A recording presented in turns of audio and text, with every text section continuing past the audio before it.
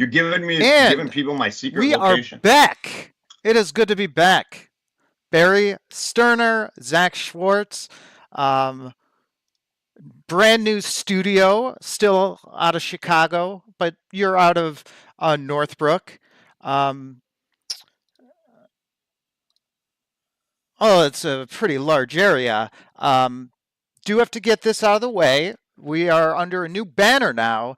Leader I One missed you. Financial Corporation, NMLS number 12007. But we are the Barry and Zach team. That stands for Barry Sterner, Zach Really? We Schwartz, didn't do one in and December? Or what? we are live again. We know you have Thought we did. missed us. There has been a lot going on. I think it's been since like November since we've last gone live on the air. So this is very exciting Well, let's tell stuff. everybody what we Maybe did early first of December. all, I'm not. instead I'm of not going into 100% sure. I'd 2025. have to So check for on that. since But 2002, um, July in what are your 2002, thoughts I now? ran We're and we're a owned month Townstone into Financial. Zach was 2025, there since Barry. when? 2012? We've got a 2000, new 2012, over 10 years. So I made the decision, and it's not an unfortunate decision, but I made the decision for a combination of reasons to shut 2012. down Yeah, 10 Townstone years after Financial it and go to started. work for But I was there for Leader over One 10 years. You know, because obviously the real estate market has slowed for the last 2 years. The mortgage market has been very, very slow for the last 2 years.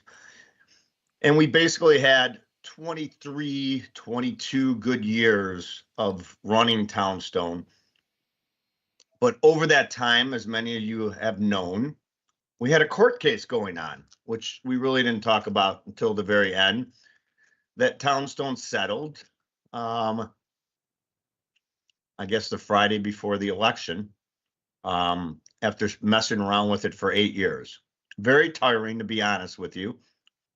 And it just came to pass that to continue to run that business as a standalone business,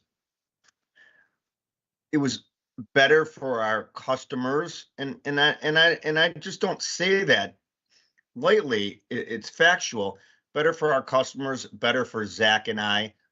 We did lose Maggie. Many of you have talked to Maggie over the years. She went to go do something different. She had been in the business for almost 25 years. We have more products now. We have a large corporation behind us. We have better technology. One of the things when you're running a small company is spending money on IT. If anybody's, whoever you work for, obviously you see all the money that's being spent on IT right now, and it's a yep. tremendous amount of capital that needs to go into that area. Oh, And that's basically what we did here.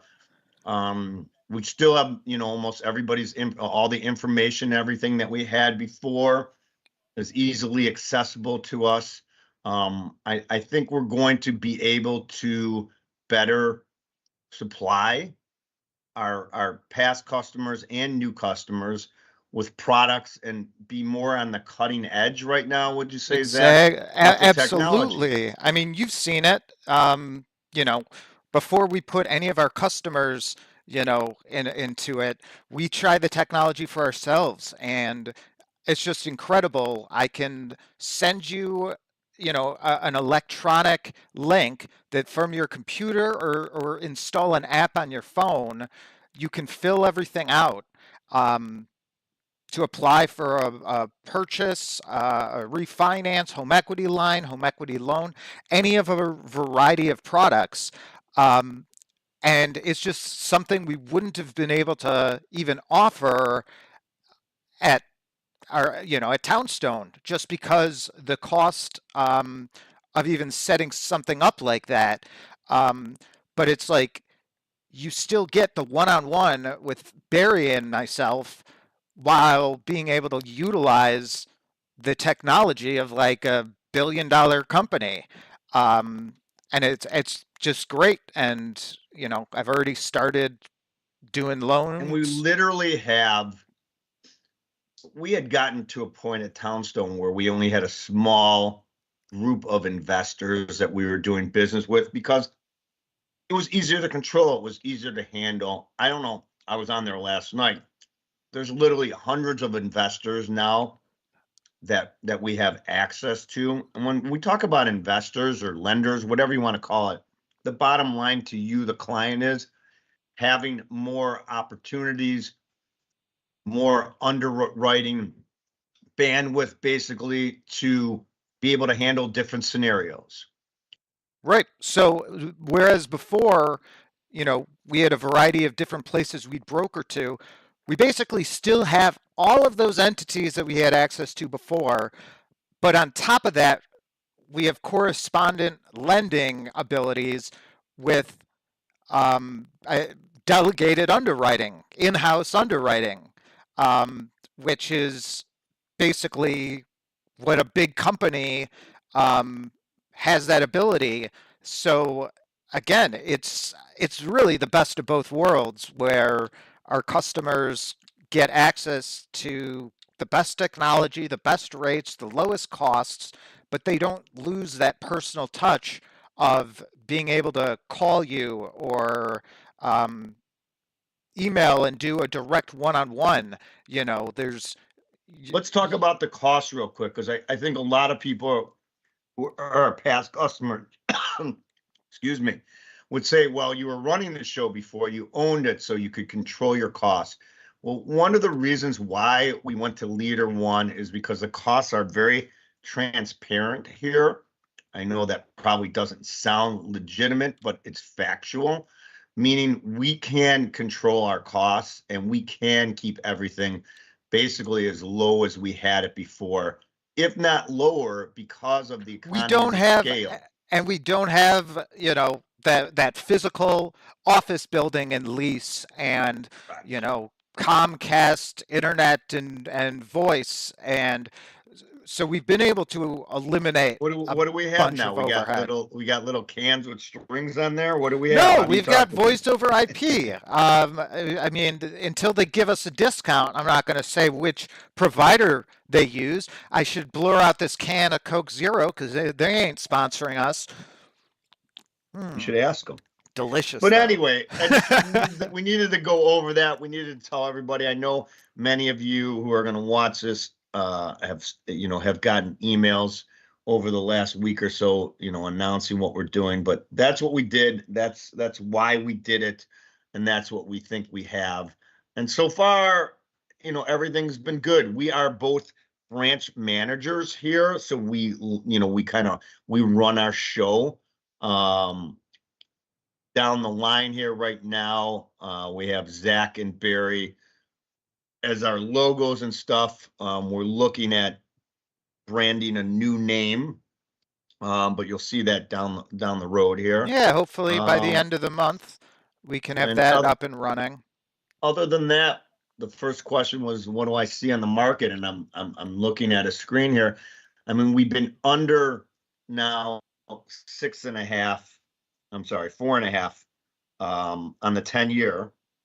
I think I talked in November that, we were looking at the chart. I don't know if you could put the chart up. I I'm unfortunately trying can't to see bring up the what Zach's 10-year, doing but at the it's moment. it's got some We'll figure it unfortunate out. advertising. Right now we're But at 4 it's like point, 4.4 is yeah, what we're it's at showing. 4.42 at the moment. What does that mean for 30-year fixed rates? I think anybody who's called us, we've been in the high sixes to low sevens. For the last 30 days, we've been at very high numbers. Where we're going to go is going to be quite dependent on what happens with tariffs, which Yeah. President Trump is trying to use to benefit jobs here in the United States and move things onshore. We'll see if that works.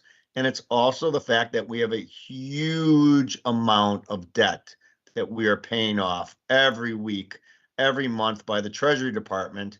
And because we have all that debt, it's going to be very, very difficult for rates to go down to, I think, where people hope they'll get to, which I think in the fives you definitely see greater buying and selling as far as residential. Real estate, I think we're going to have a tough time getting there, unless there's some kind of black swan thing that occurs here that no one's expecting at the moment. Unemployment is relatively low. People are confident in their jobs. Yes, egg prices are high because there's bird flu. We all know that. And they And just and found and like a bunch of ducks in Lake Michigan. Not good. well, there you go. So, I mean, that's Duck not helpful, but duck I think prices if are through the anybody's roof. out there sitting on the sideline, which is where I'm going with this, and waiting for rates to come down, I think Zach and I have been saying this now for almost a year and a half. I think you got to go on with your life here, and obviously dealing with us, we will refinance you. But if you need that bigger house, you need a bigger space, or if your credit card debt level, which Zach's going to talk about here in a second, is very, very high, it's time to use that equity in your house because prices have gone sky high on houses Right. and housing prices. We're But at also the living upper levels. expenses. So people are, if you're not paying your credit card balances off in full each month, um, you know, it can be as little as like 45,000 of debt consolidation or, a home improvement project. We can tap that equity in your property. Um, you probably don't even know how much equity you've built if you haven't, been paying attention, but property values the way they are, you more likely than not do have equity in your property. And if you're paying high interest on those credit cards, which is, 20 to 30% APR, um, not only consolidating that debt will not only save you money on the interest, because a home equity loan or line is about half of what your credit card interest is at, but the payments will be significantly less. Um, I'm working for a couple right now looking to consolidate a little over $100,000 of debt. They want about $10,000 to put aside as like an emergency fund, and they are saving month to month about $1,200 each month that now they can put that into savings, or they can use that to pay down the new home equity loan. They can basically do whatever they want, as long as you don't use that as an excuse to go charging up the credit cards again, which is what we, advise all of our clients not to do. Um, but and that's again what our new tools are going to allow us to do is you get into our system and now you close a loan. You're going to be getting emails and updates. What's the property value? What are the mortgage rates looking like? And we have better tech to keep track where we always would, call our clients when it was time to refinance. Now, it's not a manual spreadsheet that we're going through. I've got like auto alerts that are going to my email and are getting added to my calendar, and alerts on my own app, to reach out to you. Um, but uh, but yeah, the 10-year, I'm bringing up a bigger chart of that at that 4.4 ish area. We had last seen that. Um, Earlier December was like 4.1.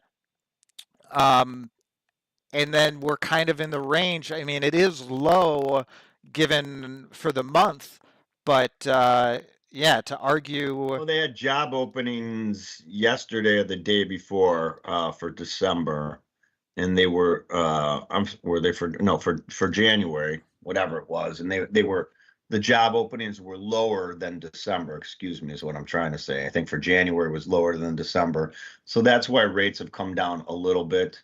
But we're still going to have that overhang of debt. Um, if there's some way. Are you talking U.S. like consumer debt or government debt? government debt and consumer debt. We have a ton, but interest rates are not controlled by consumer debt. They're Yep. controlled by government debt, and government debt is just way too high. There looks like there's some, green shoots happening now. Whether you like it What are the green way that, shoots? Like shoots and well, you ladders? have probably the smartest man on earth, or one of them, working in government right now, and he's got a team of people, and they're using AI, and they're trying to find places that they can save money. And obviously, anybody who's watching the news, and I know not everybody's watching the news, they're finding a lot of waste. Not that anybody who's listening to this doesn't think our government wastes a tremendous amount of money, but we're going to have to put the clamps on spending. There's no way we're spending ourselves into oblivion, and if it continues, rates are not going to come down. It's just really that simple. We're going to have some physical restraint on spending, and if the market starts to see that, that's what I'm trying to get at here, is my end game here. If the bond market starts to see that government spending and government waste is at least, at the top of the list of what the Trump administration is trying to do here, you will see that 4.42 head closer and closer back to 4%. It will start coming down. Are they serious about doing it, or are they just going to do it for the first 2 weeks here to make headlines? I don't know, and I don't think anybody else knows. But if we can see that, and we can see Congress at least taking steps into not continuing this crazy spending, then we could see the market come, closer to that But 5%. then, I don't know if I it's mean, possible. but My fingers are crossed. there's another side of that coin too, though, to solving the debt, because it's about spending versus income. And you actually, if the U.S. government, and GDP goes up, and taxable income um, goes up, and production goes up, you don't even need to touch spending. And at least the last time the current president was in office, it wasn't my favorite thing, to say the least. But I can see, if we are serious about certain tariffs, um, I see that as a potential good sign. Yes, absolutely. Short term pain, because you slap tariffs on, Chinese goods, or all any of these other goods, prices go up for sure. I follow, like, headphones, for example, and a lot of them can get manufactured in China, and those prices for like a $300 pair of headphones might be like 350 with the tariffs. But the idea being, it makes it more favorable to move that manufacturing and move more of it to the United States of America. And if successfully implemented, and we start making the chips and the headphones, and again, I don't think it needs to be t-shirts, but these higher priced consumer goods, um, and that manufacturing moves more so to the US, that can be really good for the economy and really good for the debt, because now those factories have employees, and guess what employees pay? Taxes on their income. Guess what factories pay? Taxes. Um, and Barry, I know you don't like taxes, but you don't have to change anything but increase GDP and what people are making, and you are solving that debt equation by having more income for the U.S. government. We'll Even with the see. That's tariffs, if people that's keep the buying unknown. That's foreign the goods. unknown right now. What side we're going to come out on. But I think everybody's in agreement that our spending habits, have contributed greatly to why the 10-year note is where it is right now, even though the Federal Reserve, had lowered rates all the way through December. And I think the vast majority of our clients, that we talk to, were expecting lower interest rates because the Federal Reserve had lowered the overnight lending, that's what they lower, that's what they control, is overnight lending between banks. And this is a good lesson to everybody who has been listening to us over the last 4 or 5 years, as we've always tried to make sure everybody knew and everyone understood that the Fed does not control the actual interest rates, mortgage rates, or anything like that. They do different things to try to, I don't know, put it in a range, maybe you could say. But the bottom line is where we're at today. I don't think there's going to be a whole lot of movement at the moment unless something, out of the ordinary occurs. I think we're probably in this range here, 4 to 4.5, with the economy, moving along here. I know we had that DeepSeek I shouldn't say call Yeah, nonsense. I was going to DeepSeek bring thing that on up. Monday, Did where all of a you? sudden AI wasn't going to happen. That's nonsense. I mean, AI is just going to keep moving Right, forward. but is So it when's it going to be profitable? Because if you get these DeepSeek, and like right now, I'm bringing up the headline on CNBC, Google opens its most powerful AI models to everyone. It's if we're back in the stage of basically giving it away, giving the product away for free. Um, when when do you turn off that spigot and start profiting off of the users? Um, yeah, but you're looking at it, I think, the wrong way. You're looking at it from the standpoint of you and I using AI. If you go to my wife's company, I'm not going to name any names, or many of my friends who are working for major corporations, attorneys, doctors, all the rest. I mean, AI is prevalent in every aspect of our lives right now, and it is very profitable.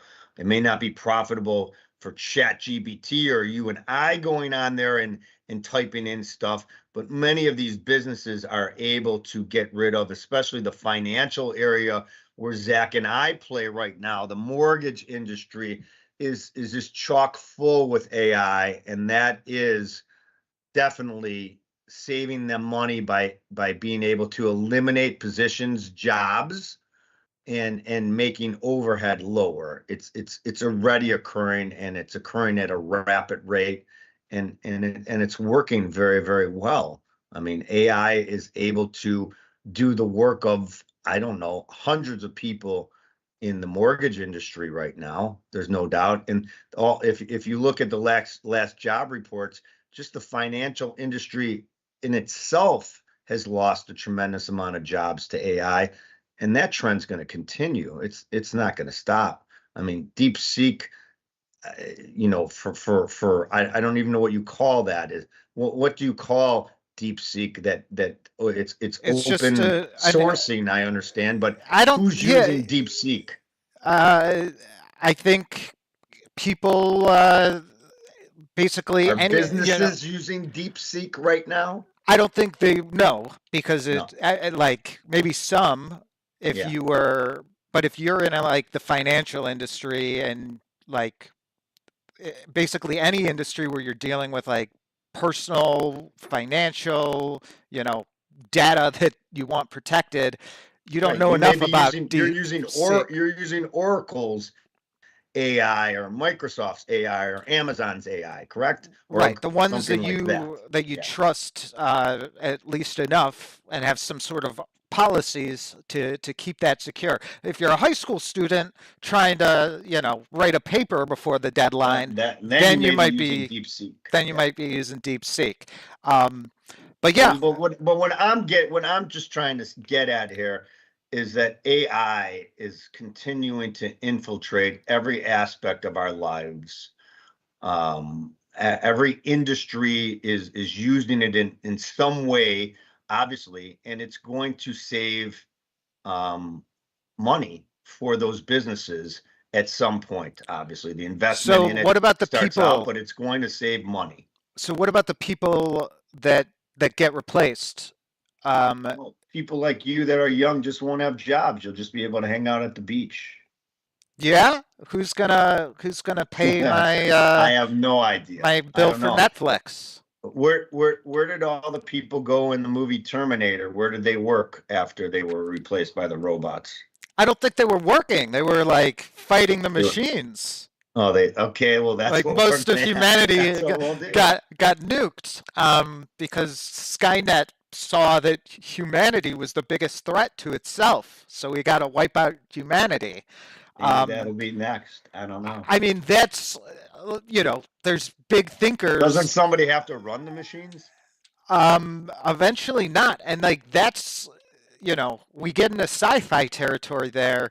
When you unleash these AIs and they can start talking to one another and start training and building each other, um, it, it's unimaginable just because like how much smarter like humans are better than AI. It's like we can look each other in the eye. We can communicate. We can, but when it just comes to like math and data tables and certain forms of analysis, you are nothing compared to your basic pocket calculator, let alone these huge AI models. So we can't even fathom where these AI models can take us, what they'll eventually be able to do. Um, I mean, they're definitely going to put humans, those jobs that they're able to replace in an odd position. It's just a question of are there going to be other jobs that are going to be created because of AI? I mean, I don't have the answer. Do you? well, I I mean, think the word I was trying to use was displacement. There's definitely going to be displacement. yes, There has been a large amount of displacement in our industry. I mean, we could talk about what we're seeing right now. Obviously, underwriters, people, just a lot of the manual work in the mortgage industry that was there when you started and when I started, has been automated. There's no doubt about that. I mean, we're Zach and I and Maggie and a few others were able to do the work that I used to have 50, 60 people needed back during the pandemic when when volume was crazy, and everybody was refinancing, everybody was buying. I would say 5 to 10 people were able to do the work of 50 people because of technology. So, and that's just going to continue to increase in the financial industry, and hospitals are going to be the next one. If you think about what happens in a hospital and all the paper and all the documents and everything, I mean, that's the next big one probably to be changed by AI the most. I know that's what they're working on. So right, and look at even all the like with, people in with a like hospital. It's incredible. diagnostics and stuff like that.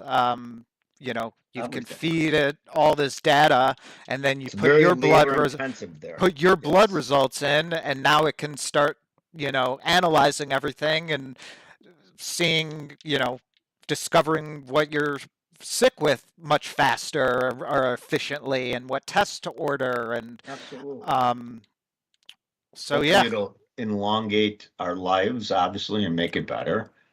But how does this all relate to mortgages? It all relates to mortgages with the simple fact is what controls interest rates. All the things we're talking about control interest rates. They all have input into what the Federal Reserve is trying to do, and government spending and all the rest. So, back to the basic premise of what we're talking about right now, sitting on your hands, which I think the great majority of people are sitting on their hands right now in the real estate market. I mean, you could see that by total sales, right. of residential real estate over the last 60 days. They've been very, very slow. Are we going to see a vibrant spring market? I don't know. What do you think? I mean, the groundhog did, I think, did see its shadow. So, 6 more weeks of winter. The one here in Illinois did not see his shadow. Yeah, The one Puxatawny, whatever his name is. What's his Puxatawny name? Phil He did saw see his he shadow. did see his Yeah. shadow, and then one in Woodstock. But you know why there even is one in Woodstock? It's because that's where they filmed the movie, in Woodstock, Illinois, Yeah. not in Puxatawny, because Harold Ramis, famously from the Chicagoland area, Yeah. Bill and Murray too. yeah, I did my annual rewatch of Groundhog's Day on February 2nd. I mean, one of the all-time You classics. talked have you talked to your mom at all? What is your mom getting any She inquiries about spring selling? she's been in grandmother mode. She and my dad literally just got back from the Galapagos. So, basically right now, no, real estate hasn't been keeping her very busy. Um, she does have some clients still looking, um, but I have plenty of clients that have been looking for 2 years now, and you know, sometimes I wake up a Saturday morning and I find, you know, person pre-qualified for 2023. They finally found the house and they're jumping on it. Um, so it's just a process, and I think I mean, um, inventory around the northern suburbs here, the northern suburbs in Chicago is extremely low. I yes, just I still had I a was gonna try to put the report on our screen here. I'm not gonna mess around with it. I just read something this weekend of how low it's been in the last 90 days, I had like a I had historic a low numbers. I had a buyer that got into basically a bidding war with 14 other people. So Recently? yeah, this was a week and a half ago. Didn't get Yeah. it, but 14 other people bidding for the same house. Um, that's still showing it's a seller's market, but I just think sellers are sitting on their hands because they don't know what they want to do next. Um, so it's more so, I think people are moving because of family expansion, job changes, um, life circumstances, but they aren't doing the regular 3 to 5 year churn of, getting a bigger house, or getting tired of it and just wanting some sort of change. Because they're, looking at the alternatives and there just isn't the inventory out there. They're looking at the rates and the current rates just happen to be higher. Um, so really it's the people that are coming of age and wanting to buy and build equity, and then those life, family, um, those significant changes where you're moving from Arizona to Illinois or vice versa, that those are prompting the sales right now. Um, and yeah, we just got to see and watch. We'll This podcast, we've had a lot to talk about today because it's been pent up for the last month or two. Um, but I want to go into AI further because, in the future, because I'm very scared of where that potential can take us, especially in terms of the displacement and, left unchecked. I've seen a lot of movies. You mentioned Terminator, but 2001: A Space Odyssey. Basically, any movie that has dealt with artificial intelligence doesn't tend to have a happy ending. Maybe they don't have to. Maybe the screenwriters need to get together and make some happy endings. No, you take this stuff to its logical conclusion, Barry, and it's basically like there is no longer a need for humanity. You know, Somebody's still going to have to hand you the food to your house. Someone's going to have to make food still. So that's a no, good thing. I've seen a robot at the wok, making the food. They can have drones deliver it. You've seen Wally. The people are just like sitting in their chairs, getting like sustenance like IV'd into them, watching their screens. Like the age of humanity is coming to an end, and I, for one, welcome our robot overlords. So, Um, AI, because you're listening to literally everything and every. maybe you better put a sign out in front of your house that you welcome along. Please, robots, like, I was in favor of you always. Don't listen to any of the other stuff. I was always on your side, so treat me well when you take over. That's Um, great. so, to get in touch with us, We still are available 312-896-2100 there at the bottom. Give us a call. You're gonna put our email addresses on there on there because obviously I can't see what you have. Yeah. And Yeah. it's you just send an email. I think it's Barry and Zach team at leader1.com. Um, and it's all going to be there in the YouTube for now. Facebook, again, we're going to have to wait just till the end of the month, hopefully. But we'll have a Facebook page live and going at that point. But yeah, it's been, we're happy to be here, happy to help you, and have a great rest of your week.